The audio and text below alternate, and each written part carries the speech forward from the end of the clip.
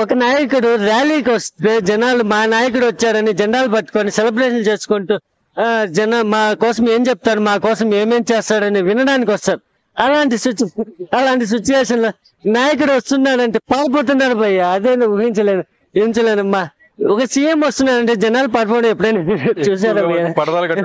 Green screen కట్టడం జనాలు పారిపోయారు భయ్య.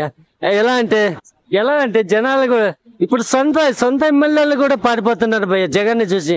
అంటే జగన్ ని పొగిడితేనే మనం పాలిటిక్స్ లో ఉంటాం. జగన్ పొగిడితేనే పాలిటిక్స్ లో మనం నిలబడగలం.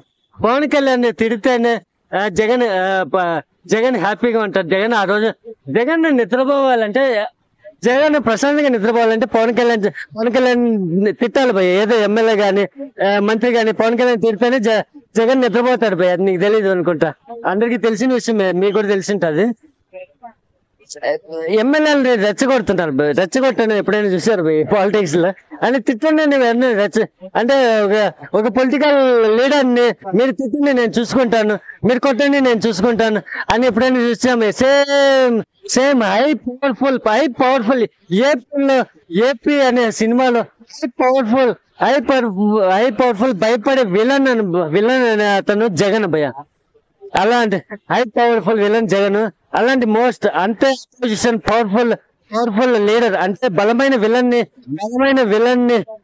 అంటే బలమైన క్యారెక్టర్ బలమైన హీరోనే రావాలి భయ్య. చిన్న హీరోలు వస్తే అలాంటి పెద్ద విలన్లు పడగొట్టడం అసాధ్యం భయ్య.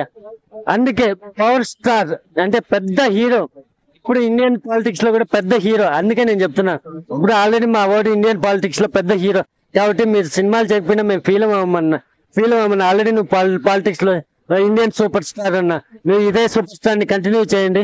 ఇండియన్ పాలిటిక్స్ ని ట్రెండ్ సెట్ చేయండి. ఇండియన్ పాలిటిక్స్ మీరు ఇప్పుడు ఒక రూట్ క్రియేట్ చేస్తారు. అసెంబ్లీలో కూడా అసెంబ్లీ అనే పేరు చెప్తేనే ఏపీ ప్రజలు నవ్వుకున్నారు భయ్య. అంటే అసెంబ్లీ అంటే ఒక దేవాలయం భయ్య.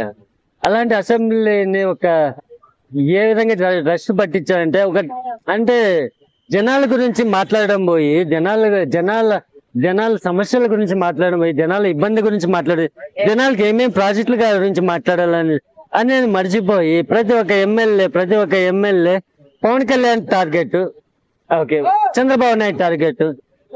అంటే పాలిటిక్స్ లో టార్గెట్ చేయండి, మేము ఎక్కడ ఫీల్ అవ్వము. కానీ ఏంది పర్సనల్ టార్గెట్స్. పర్సనల్ గా రెచ్చగొట్టడం ఎలా అంటే సినిమాలో విలన్ ఎలా రెచ్చగొడతారు? అమ్మతోనూ అక్కతోనూ పెట్టుకుంటే హీరోని రెచ్చగొడతారు. అంటే ఆ రెచ్చగొట్టినప్పుడు హీరో ఏ విధంగా ఫైట్ చేస్తారో మీరు ఊహించారా? Same fight.